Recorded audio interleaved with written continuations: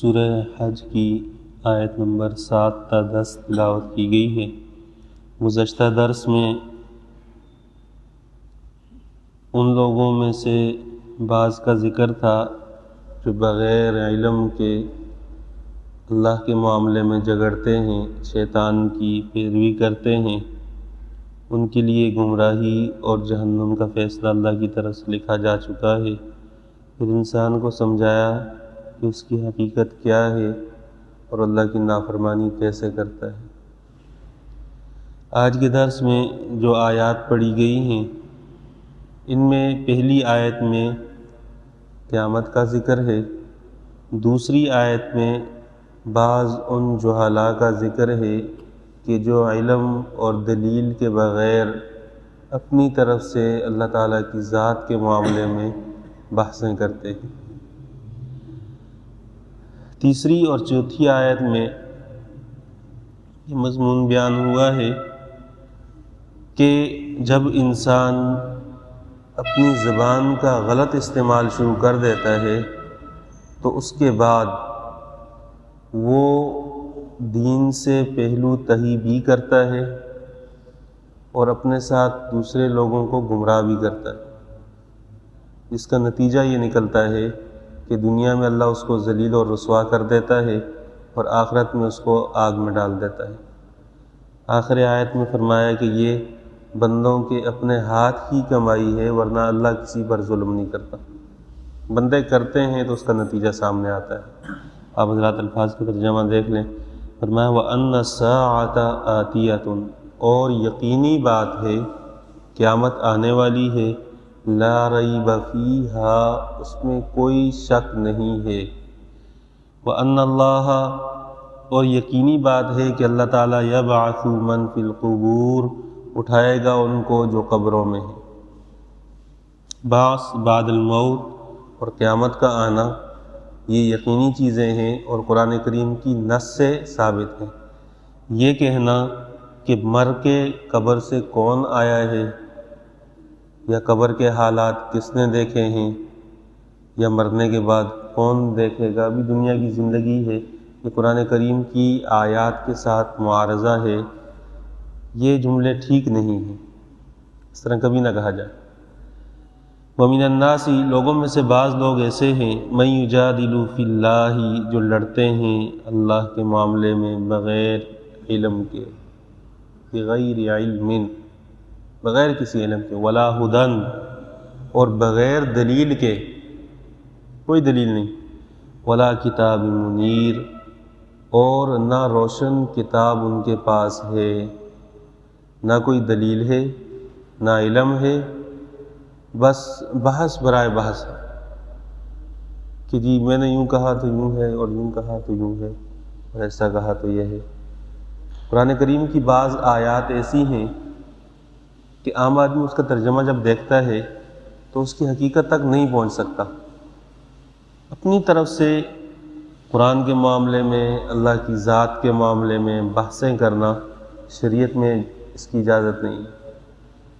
حدیث میں من قال فی القرآن برأیہ واصاب فقد اخطأ، قرآن ایسی کتاب ہے کہ جس کے بارے میں اپنی طرف سے کسی نے کوئی بات کی، اس نے صحیح بات بھی کی ہو پھر بھی اس نے غلطی کی ہے۔ قرآن کے معاملے حد درجہ احتیاط کی جائے۔ ہمارے زمانے میں انٹرنیٹ کا دور ہے، سوشل میڈیا پہ جو بھی بیٹھتا ہے پوچھنے تاشنے والا تو کوئی ہے نہیں، جس کے دل میں جو آتا ہے وہ لکھ چھوڑتا ہے کہ جی اس آیت کا یہ مطلب ہے، اس آیت سے یہ مراد لی جاتی ہے۔ میں مدیر کینٹ میں ایک بار ترجمہ پڑھا کر نکلا، ایک صاحب ملے، مجھے کہا کہ جی میں آپ سے تھوڑا وقت لینا چاہتا ہوں، تو آپ مجھے کوئی چیز پوچھنی ہے، اس میں رہنمائی کر دیں۔ اصل میں بعض لوگ کہتے ہیں کہ رہنمائی کر دیں، لیکن وہ اصل میں مفتی کی رہنمائی کر رہے ہوتے ہیں کہ مسئلہ پوچھتے ہوئے کہہ دیتے ہیں کہ مسئلہ تو یوں ہے۔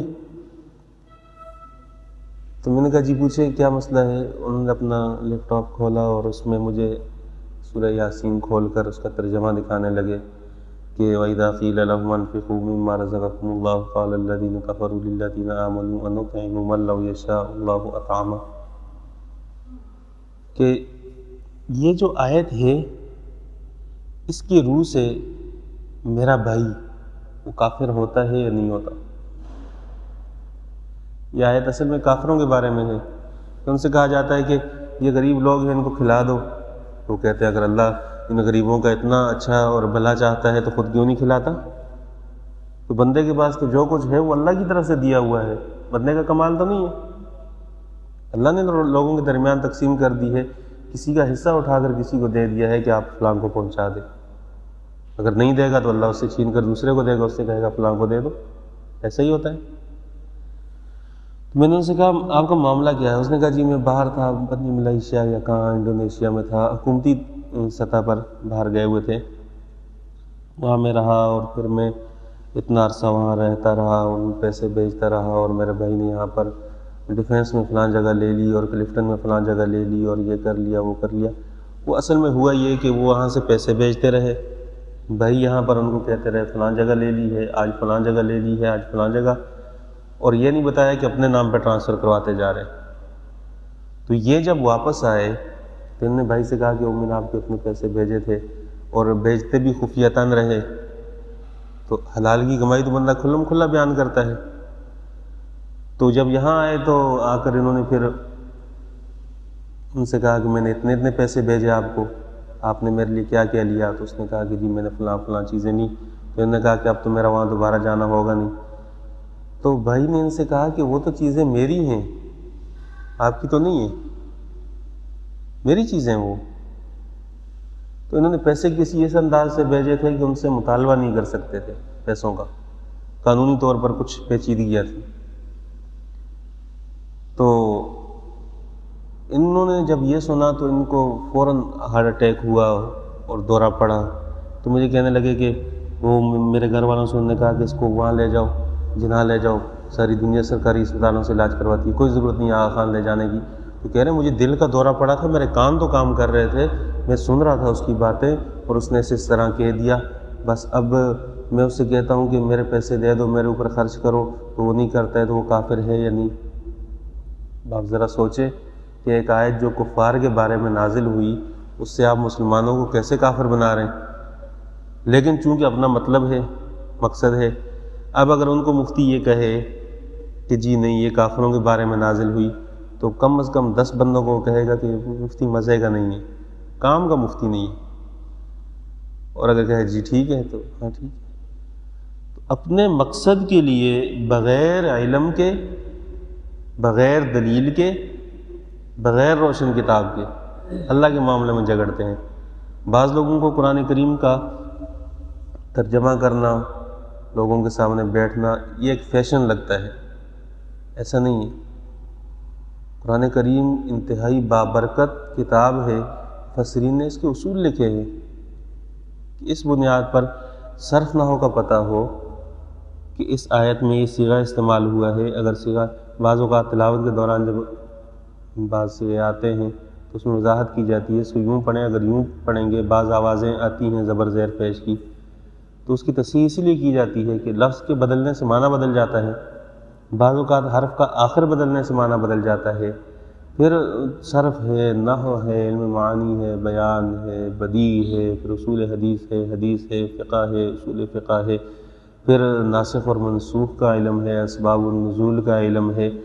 یہ ساری چیزیں جب ان پر عبور حاصل ہو تو پھر اس کے بعد جا کر قرآن کریم کے معاملے میں انسان ہاتھ رکھے۔ ایسا تو نہیں کہ ہر بندہ اٹھے اور اردو ترجمہ دیکھے اور پھر کہے جی اس کا مطلب میں یہ سمجھتا ہوں۔ علامہ جلال الدین سیوطی رحمہ اللہ نے الاتقان میں 15 چیزیں گنوائی ہیں کہ ان 15 چیزوں میں پہلے مہارت حاصل کرنے کے بعد پھر قرآن کے معاملے میں آ جائے، ورنہ من قال فی القرآن برائہ واصاب الخلف۔ ہمارے زمانے میں فیشن ہے، اس بندے کو بولنا آ جاتا ہے، 2-4 بندے سننا شروع کر دیتے ہیں تو سب سے پہلا تجربہ قرآن پہ کرتا ہے۔ بعض خواتین ایسی ہیں ان کے شوہر کے پاس 4 پیسے آ جاتے ہیں، ان عورتوں کو کچھ بھی پتہ نہیں ہے، ساری زندگی کہیں سرکاری ملازمت کی ہے یا کہیں باہر ملک میں رہی ہیں، وہ بیٹھ کر تفسیر لکھنا شروع کر دیتی ہے کہ جی تفسیر ہے قرآن کی، اور اس پہ پھر اپنا نام لکھ کر وہ یہ سمجھتی ہیں انہوں نے دین کی بہت بڑی خدمت کی ہے، اللہ کے دین کے ساتھ بغاوت کی ہے۔ جو بندہ جس چیز کا اہل ہے وہی کام کرے گا۔ ساری زندگی ملازمت کی ہے، اللہ نے پیسے دے دیے ہیں، صدقہ خیرات کر دے، ضرور اپنا نام چھپانا ہے۔ ڈاکٹر عبدالحی عارفی رحمہ اللہ، ایک مرتبہ جوتا ان کا ٹوٹ گیا تو موچی کے پاس گئے اور ان سے کہا کہ یہ سی کر دے دیں، تو موچی نے جوتا لیا اور اس کو ٹانکے لگانا شروع کیے۔ تو حضرت نے فرمایا کہ یہ دور دور سے نہ لگائیں، اس کو ذرا قریب قریب سے لگا دیں ٹانکے۔ بندے کی خواہش یہ ہوتی ہے کہ قریب قریب سے ٹانکے لگے، زیادہ لگ جائے اور مضبوط ہو جائے، عام آدمی یہی سمجھتا ہے۔ تو موچی نے حضرت کو یوں دیکھا اور کہا کہ بس اپنے کام سے کام رکھو۔ ڈاکٹر عبدالحی عارفی رحمہ اللہ، شیخ الاسلام مفتی تقی عثمانی صاحب، ان کے سامنے دو زانوں بیٹھنے والے، جب حضرت ہجرت کر کے تشریف لائے اس کے بعد سلسلہ رہا، ناظم آباد میں رہے، ہمارے بعض نمازی ہیں ان کی زندگی میں وہاں جاتے رہے۔ تو حضرت نے اپنے متعلقین سے فرمایا کہ یہ ایک موچی ہے، موچی اپنے فن کے معاملے میں یہ ایک ڈاکٹر کی رائے کو نہیں لیتا۔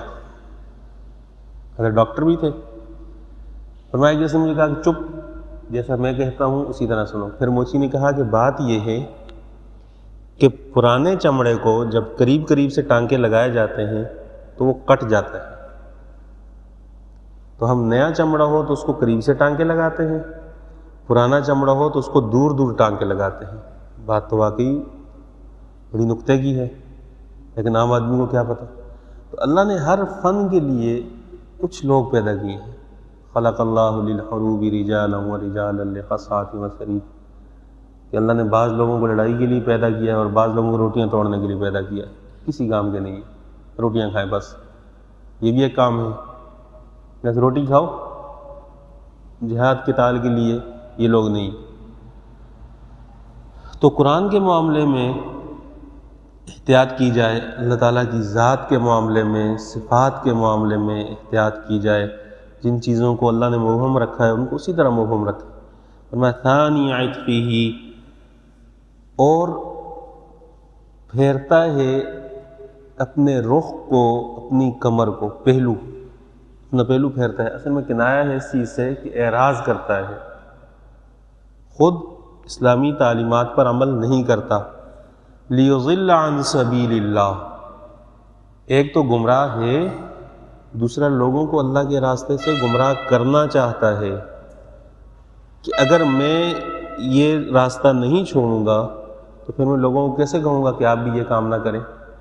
تو خود بھی گمراہ ہے، لوگوں کو بھی گمراہ کرتا ہے۔ لہو فی الدنیا، سزا کیا ہے؟ لہو فی الدنیا خزی، ذلت اور رسوائی۔